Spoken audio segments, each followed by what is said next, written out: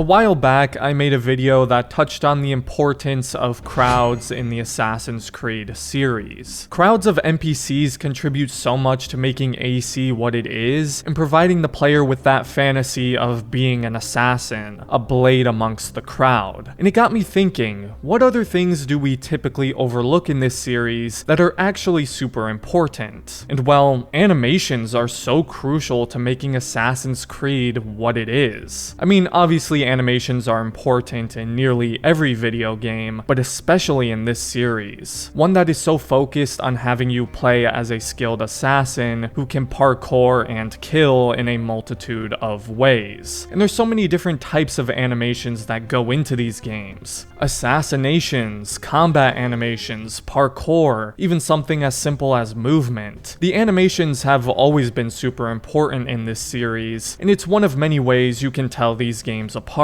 Animations determine the very speed and flow of the game, and Assassin's Creed relies heavily on them, especially in those older games, so even though mechanics are important, the look and style is just as much so in this series. Not only that, but variety is important too. A cool looking finisher or assassination can only hold up for so long before the player starts to become tired of it and it loses that satisfying feeling. I feel this particular issue in some of the newest games. Don't get me wrong, the new games still have some very cool looking animations, but the variety and creativity from some of those older games was kind of lost. Take Assassin's Creed Origins, for example. The assassinations are quick and satisfying, but there's very little variety to the animation set, so those animations quickly lose that flair and start to become a little boring. Whereas in a game like Unity, for example, which probably has the best animations across the board in the entire series, you have so many different low and high profile assassinations for different situations. They look fantastic, they're satisfying to pull off, and there's quite a lot of variety to keep them exciting, especially when you pull off one of those rarer animations you don't see too often. And while we're on the topic of Unity, this also extends to parkour. The reason you'll see so many people praise Unity's parkour is not so much for the mechanics and freedom it offers, because truthfully, previous entries did that better, but the animations and expressiveness the parkour allows for elevates the entire experience. That's why most parkour clips you see on YouTube come from Unity. It looks fantastic, even if it's not always the most responsive. Not to mention you have little fancy tricks you can do with special animations that encourage players to do them.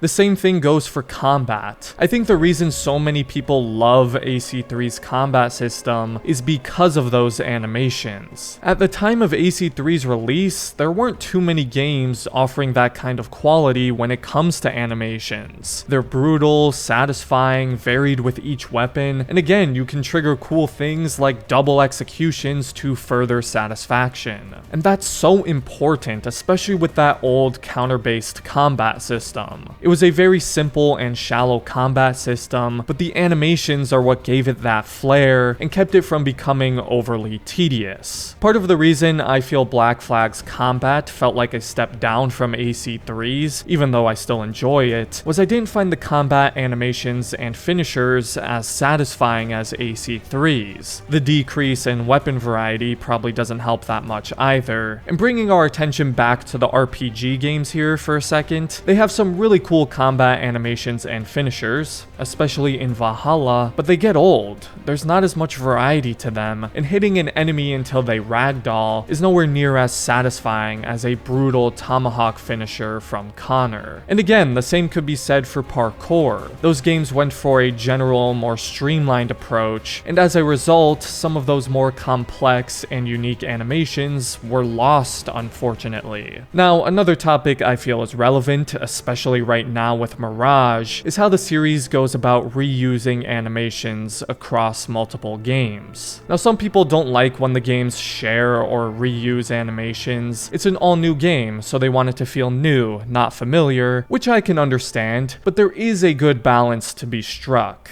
I don't have a problem with the games reusing animations. Assassin's Creed has done that since the inception of the series, and as long as there are some new ones to go with the reused, then it works out really well typically. You're just adding animations and more variety, as opposed to hitting the reset button on each new game. And we've seen exactly that with Mirage thus far. We've seen some of the same animations from Valhalla, but also a good deal of new ones that I really like the look of, I might add. So I really don't mind seeing some of those borrowed animations mixed in with new ones. It just gives us a larger pool overall. And the new combat animations look great too. I suppose my biggest concern there would just be if there's enough variety to them, since the sword and dagger is the only usable combat weapon type in the game. As for the other games in the series that have borrowed animations, I feel like it's probably most notable with Black Flag and Rogue. Black Flag uses pretty much all of the same assassinations as AC3 did, for the most part anyway, and then Rogue does the same. So playing those games back to back does get a bit old, and they don't really add any new assassination animations except for this.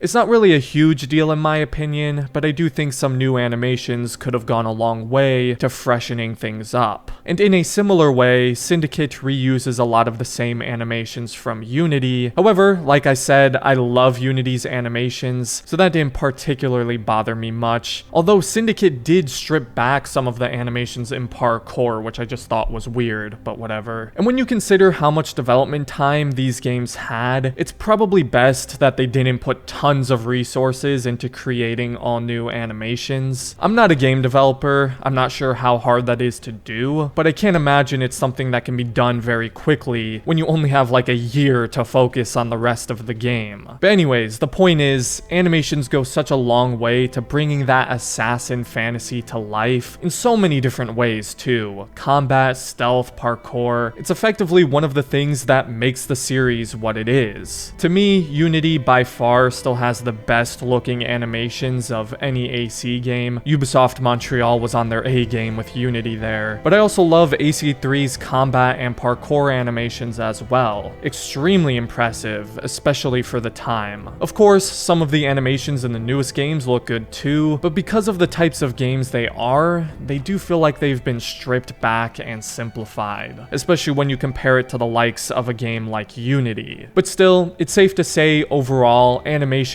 is one of this series' biggest strengths, and I can't wait to see some of the new ones in Mirage. But let me know what you guys think about this. How important are animations in these games to you, and what are you hoping to see from Mirage? As always, if you enjoyed the video, I'd appreciate it if you left a like and considered subscribing to the channel if you're new. Special thank you to my members for supporting me, and other than that, thanks for watching, and have a great rest of your day, Assassins.